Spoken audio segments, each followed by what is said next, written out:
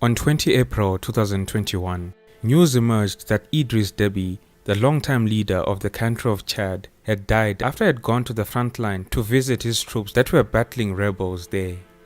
In his 30 years as Chad's president, Idriss Déby emerged as one of Africa's wiliest political survivors, holding on to power through rebellions that reached as far as his palace gates, and he established himself as a key military ally of Western powers.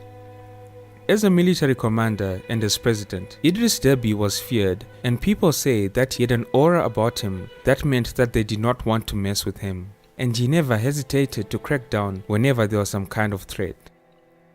Now that the dust has settled, in this episode of African Biographics, we look at the story of Idriss Déby, the longtime leader of Chad, and how he managed to hold on to power for such a long time.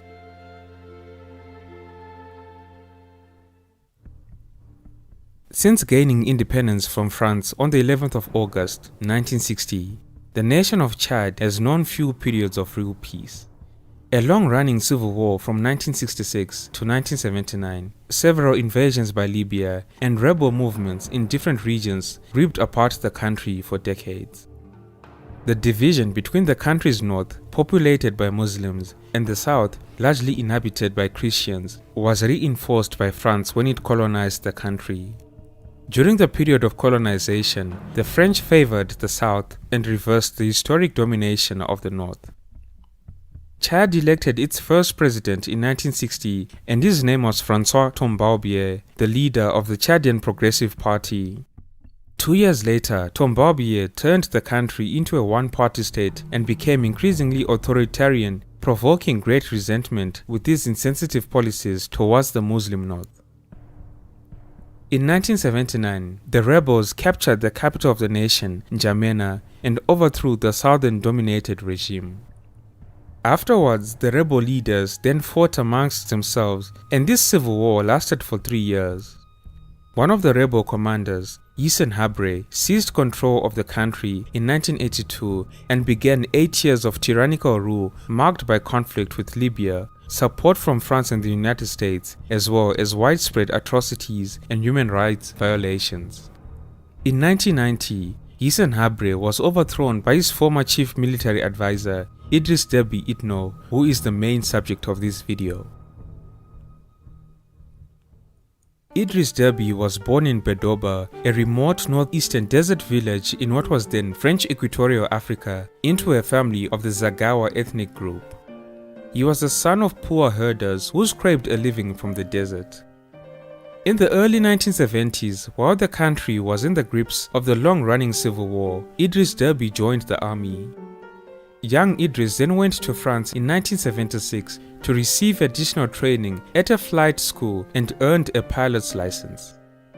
It is said that Idriss Déby could decipher Morse code, the language used to send messages over long distances. On occasion, he would help his classmates to get through the coding exams at school. According to the testimonies of the time, Idriss Déby was described as a calm and discreet student who would motivate his fellow students during physical exercises. Some of his friends at the time even described him as being a complete athlete who was always the first person on the obstacle course. In 1978, Déby returned to Chad, which was still in a state of conflict. When Idriss Déby returned to Chad, the nation was in the middle of the civil war that I spoke about earlier. He immediately joined Hissène Habré, the notorious warlord and fellow northerner. Together they created an alliance between Idriss Déby's tribe, the Zagawa, and Habré's tribe, the Daza. On the 7th of June 1982, the rebels entered N'Djamena with Hissène Habré and Idriss Déby side by side. Together they toppled the president Gukoni Wede, and Hissène Habré took power. As a reward for his support, Habré made Idriss Déby his deputy army chief.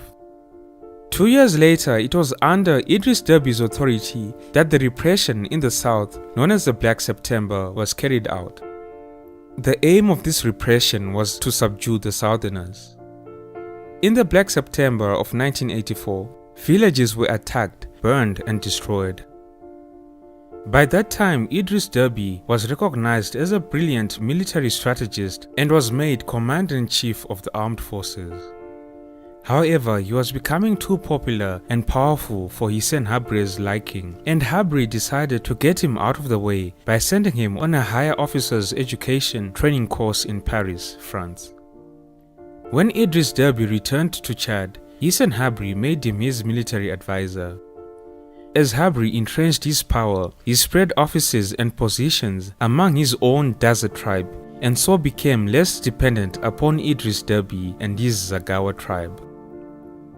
Déby saw his influence waning, but he failed to create a government power base of his own. His relationship with Habre further soured when, on the 1st of April 1989, he was accused of plotting against Hissène Habre. At this moment in time, Idriss Déby realized that his days were numbered, and so he had to do something about it. With his loyal troops, Déby fought his way clear of N'Djamena and retreated to Sudan, where he went into exile in the Darfur region. Unfortunately, his colleague Hassan Jammers was captured and killed. Idriss Déby soon visited Lagos, Nigeria, where he spread the news of Habre's government, tribalism, extortion, and injustice. As he was garnering support for his movement, he went to Libya to brief Muammar Gaddafi on Hissène Habre's plans and troop dispositions. With encouragement from the Libyan leader, Idriss Déby then created his Patriotic Salvation Movement, and in March of 1990, Déby's forces engaged with Hissène Habre's troops in a number of fierce battles. In November of the same year, with assistance from Libya and France, Déby crossed the border into Chad with his full force and again engaged Habre's forces in battle. Idriss Déby's forces took only 2 weeks to reach N'Djamena, and Habre, whose forces had collapsed, fled the country.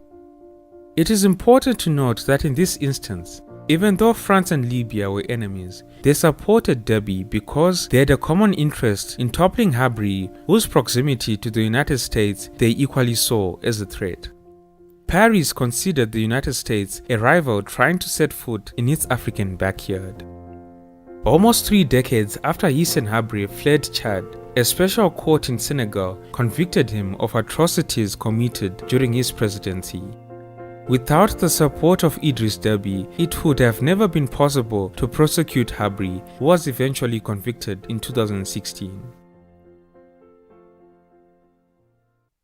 Upon taking power, Idriss Déby abolished Hissène Habre's one-party system and started to put in motion a process to have regular multi-party elections. So in this regard, a national conference was held in 1993 to establish a transitional government, and Idriss Déby was officially designated the interim president. His regime then became the first in Chad's history to hold elections, and the first elections were held in 1996. However, the results of these elections were contested by both the opposition, civil society, and international NGOs, and it is widely believed that these elections were rigged with French support. It is said that the French government wanted Idriss Déby to remain in power whatever the results of the vote were.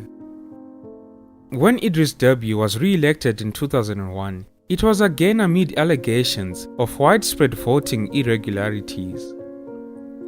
A 2005 constitutional referendum that eliminated presidential term limits was denounced by critics as another means of supporting the president's increasingly autocratic rule.